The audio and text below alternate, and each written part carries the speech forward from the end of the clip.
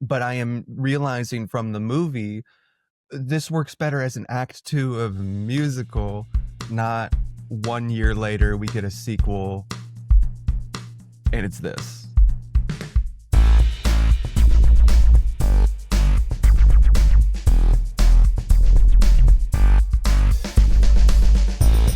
Hello and welcome back to Reel It In, a new release with Will and Tucker. My name is Will. And I'm Tucker. Been trying to figure out a casual way to say that. I know. There's no really great way to do some intros. I think I'm just going to start saying, Tucker's here too. Tucker, you are limited, it seems, today, when you should be unlimited. I'm limited. Oh boy. And if it's not obvious today, we are going to be talking about the new release in theaters this weekend, Wicked for Good, which covers the second act of Wicked the Musical from 2004 and a sequel to last year's Wicked, which was called Wicked Part 1, but is now just called Wicked. Before we jump into things, Tucker, recap me on what your relationship to this source material was and how you felt about that first film. Oh, I'd love to. Yeah. I never saw the stage show of Wicked. In fact, I was in New York once or twice and had an offer to go see Wicked, and I chose other things to do instead. Got it. So that's on me. And then one day, I was talking to my old high school music director, and she was like, yeah, the great thing about Wicked is like act two, where like a lot of stuff happens that people don't expect, like the twist. And I was like, there's a twist in Wicked? She was like, do you not know the story of Wicked? And I was like, it's about like popular, it's about like the school. And she was like, honey, no, Wicked is like this big, expansive thing. And so somehow I went, without Wicked spoilers, I watched a bootleg, a Wicked slime tutorial, if you will, online about a week before the movie, maybe even less than a week before the movie. The first one came out. Okay. And I was blown away. I thought it was beautiful. I thought it was great. First movie, iconic, immediately iconic. It feels like we've had it forever, even though it literally just came out like exactly a year ago. But yeah, so I'm kind of like a fresh face to the Wicked. So what's your relationship with Wicked? My relationship with Wicked was very late as well, I would say, in terms of being a musical theater lover. Like, I had familiarity, but hadn't seen the show until pretty late. Like, I wouldn't say like 19. I saw it with the person I was dating at the time and had no idea what Act 2 was going to be as well. So when things started happening, I was genuinely shocked and kind of aghast at the whole at the whole experience. But similarly, I saw Wicked last year. I was excited about it. I think my review of it was, I don't understand how something so beautiful could be so ugly, because I do not like the way it was filmed. I don't like the way it was shot in particular. But I do find myself coming back to Wicked and listening to the soundtrack. Of course, there are amazing performances throughout the entire thing. And I think that those elements of the film really stand out and stand up. However, there are certain things that I don't really like about the first Wicked movie that really like inhibits me from just saying like, this is the greatest movie musical of all time. But I think we're going to talk a little bit about those things today too. So Tucker, how did you feel about Wicked for Good? Just off the top. I thought it was mid. I thought it was pretty messy. And I didn't enjoy myself very much. How about you, Will? Yeah, I found myself very frustrated because at times I was elated, and at other times I was rolling my eyes. And I think we should say that this film does nothing really to fix the problems in Act Two of Wicked, which is notoriously known as like being bad. Yeah, um, and I don't even think Act Two is like that bad. It's just Act One is so like it's lazy to say iconic, but it is just so iconic. There's like 5 songs that everybody knows. Act Two, I think it is really interesting. Like some crazy stuff happens, but I am realizing from the movie this works better as an act two of a musical, not 1 year later we get a sequel and it's this. Um, Especially after the build up and how critically praised the first film was universally, and how many people were introduced to Wicked through the first movie. There was always going to be some kind of letdown because of what the story is and how it works mechanically on stage versus how it works on film. yeah. And there's this great thing that happens when you're performing something on stage where if the performances really rapture you, you start to fill in the gaps visually. So there are certain sequences where you get to kind of imagine what feels right for you as opposed to being handed let's just say randomly like a crazy weird CGI void desert. um you don't have to look at that in a stage musical. You can imagine it to look however the hell you want. But when Right. you are making a movie and you are deciding like these are the definite choices we are making for how we're going to visually showcase these things, it's like, oh, okay, why'd you make it look like shit though? um I thought you liked why'd this. you Why'd you make it look like shit, though, is a great encapsulation of, I think, the issue with the cinematography and the direction. And I don't want to go as far as to say the production design, because the production design here is really great. Like, it is really spectacular. Yeah, and the Um, costuming is really good. but The CGI you can, animals maybe not. they're fine, but you can't. I think you can have something beautiful in person. Say, for example, you are going to the most beautiful place on earth. But if I take my iPhone camera out and I take a picture of Mm, it, it's not going to show up the same way that it does in person. And I think that's yeah. exactly the problem with these Wicked movies, is that you're seeing beautiful, incredible physical production, and camera and the choices behind the camera are just making it look muddy and not as vibrant and beautiful as it could be. So we're kind of left at a loss here for, well, I understand what you were going for, and I appreciate that, and I'll give you props for that. However, the way it shows up, no bueno. No bueno. Yeah. We got a couple new songs here.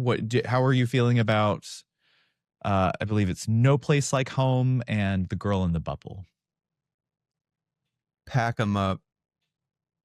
Just how do I say, it was painfully obvious which songs were the new songs. It stuck out like a sore thumb. They added genuinely nothing. All it did was pad the running time. And I've heard this where people are kind of talking about, you know, the first movie is 2 hours and 40 minutes. It would have been a letdown if this one was a lot shorter. Okay, figure something else out then. It took us like 20 minutes to get to the first song in this movie.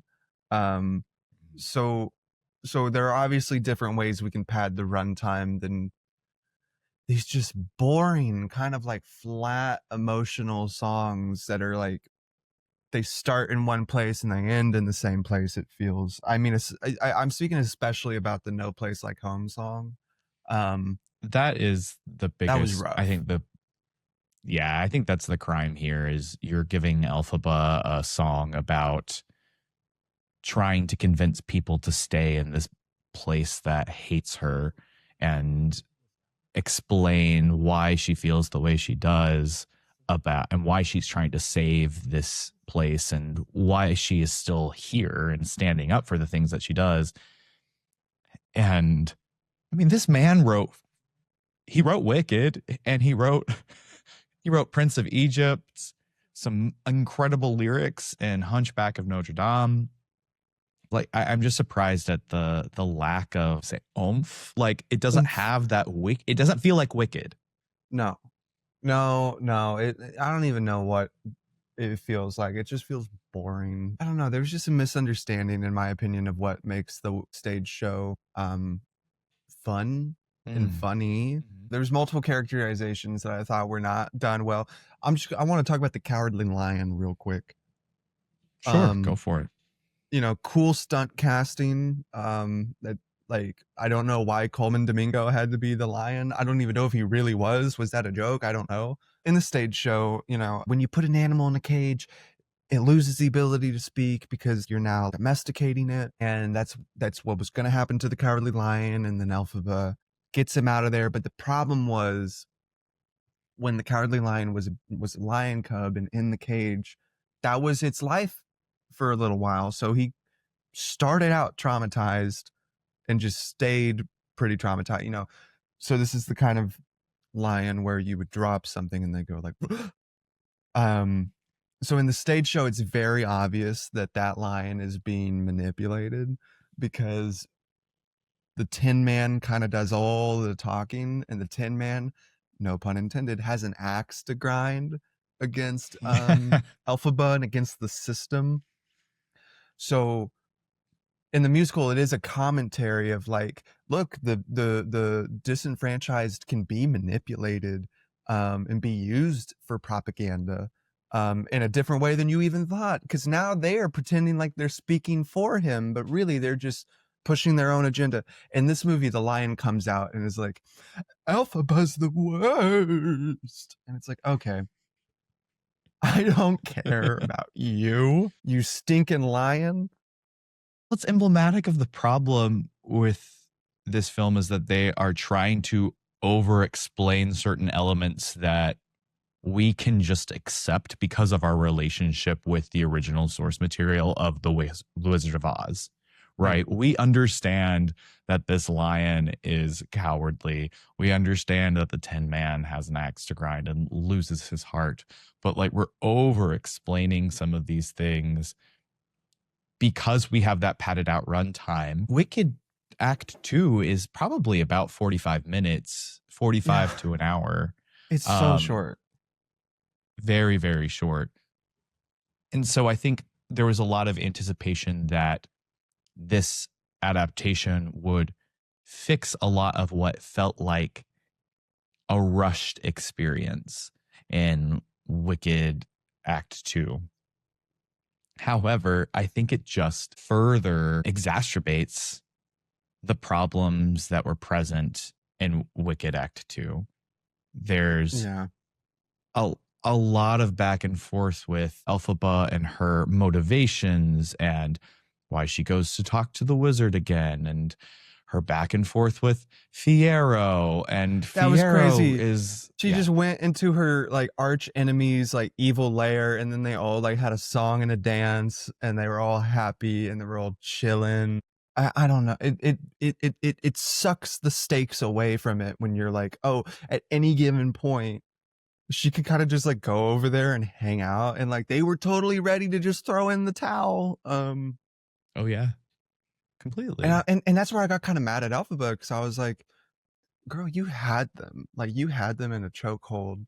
And like I know they were still doing shit that you didn't like, but like you could have stopped that from the inside, as we learn from the end of this movie, which I also think the ending is misguided.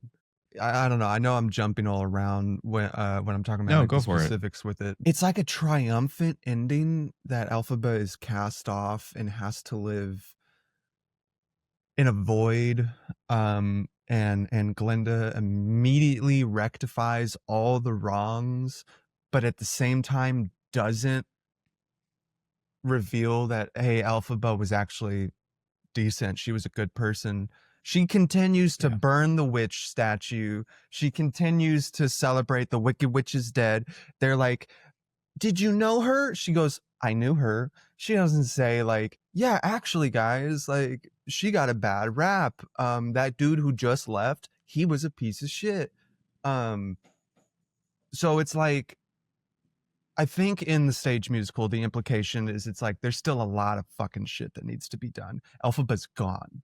She had to flee because she was like, this is the only option. And Glinda doesn't reverse everything immediately. There's kind of an implication of like, oh my God, this is going to be really difficult for her. And Yeah. she doesn't actually know how to go about um, leading these people when she knows that she's got this terrible secret. But in this one, it's just like, okay, the animals can talk again. Yay! What? Why? I agree with you on the tone, but I do actually think that the film does a better job of explaining why Elphaba does have to leave and why Glinda doesn't have to, is unable to tell people the true story. And that is because no matter what, the damage has already been done. And especially nowadays, and I'm thinking about, the news cycle and how we vilify people and cancel people and how people will just hold on to whatever narrative that they believe. I think that that is ultimately like what the story is trying to say here is that even if Glinda had told them this, it would have created a bigger rift in Oz if she had revealed the truth. So it's easier for her to live with a lie and for them to have Elphaba be vilified in in Oz so that Glinda can take on the work of having to repair what the wizard had done. And it ultimately is also just as this is Glinda's movie. I think we should also say like Ariana Grande should not be nominated for Best Supporting Actress here. She should be nominated for Leading Actress. And here's the other thing everybody in this film is doing a great job, with the exception of Michelle Yeoh. And that just goes without saying. Final thoughts the music here just isn't that great as the first one. We do get a couple really high highs with Thank Goodness and As Long as You're Mine, even though the staging of this film this version is so awkward where she's wearing Is that the sex scene? the that's the sex scene, the Okay. cardigan where she runs away while she's saying hold me too tight and kiss me, and she's on the opposite end of the treehouse with him, and Yeah. just some very awkward directing choices. The camera here is also spinning like crazy throughout this film. But did you have any thoughts on the music or anything else? No, I have zero thoughts on the music in this movie. That's so sad to say, but even No Good Deed, I didn't feel like they like gave it the weight. I don't know. It just how do I say this? This movie felt dragged out and rushed all at once. Because the second half of this movie, it just went boop boop boop boop boop. Yeah. Wicked Witch of the East is dead. We're immediately over it. Where's the shoes? We didn't even focus on the shoes before. And then it just keeps kind of going for a while. And you get Ariana Grande to just flat out like look at the camera and go, you were of one world. She was of another. That's why she was so powerful, wasn't she? And I'm like, I don't need that shit. I don't need it. There's just a lot of over explanation to a plot that is kind of nonsensical. which will work if you're on stage and you're just buckled in for the ride. And I Yeah. think probably would have worked well if they just made Wicked the 3.5 hour film. Yeah. People probably would have been a lot more on board with this story. Now, all that to say, a lot of people are going to love this film, and I'm so excited for them, and I'm really happy for them that they get to enjoy this. And I do think that there are a lot of great moments in a film that's rather drab and rather boring. Yeah. But that's what happens when you have a second act that's full of a bunch of ballads instead of a lot of uplifting ensemble numbers. Incredible songs. Incredible songs. Incredible. So, Tucker, are you going to be catching or tossing Wicked for good? Get it out of here. I'm tossing it. I don't want to see it. I don't want to be associated with it. I don't want it sitting at my lunch table. I am going to be chilling with my Wicked Part 1, and we're going to be gabbing. We're going to be gossiping about you, Wicked Part 2. You were icky. No, I just didn't like it very much. I just didn't think it was for me. Yeah. Thought we kind of fumbled the ball a I little bit. I agree. This is a soft toss as Yeah. well. It's ultimately disappointing in the same way that Act 2 of Wicked is disappointing for me personally. And this film did nothing to change that for me. However, there were some wonderful moments that I enjoyed throughout the entire film. However, you can't be taken on the journey if your captain is fundamentally misguided in the journey that he's trying to take you on. And I think that's the issue here with John M. Chu and the story he was trying to tell and how he was trying to capture it artistically. Heartbreaking. Very sad. But we'll be back again next week for Fishing for Favorites with another guest, and we will talk about a fun, uplifting movie next week. What will it be? I don't know. So I was going to say, do you know? I don't know. Not quite yet. Not quite yet. All right. We'll see you next week. In the meantime, follow us on all social media platforms and subscribe and like this podcast. For Reel It In Pod. We'll see you next week.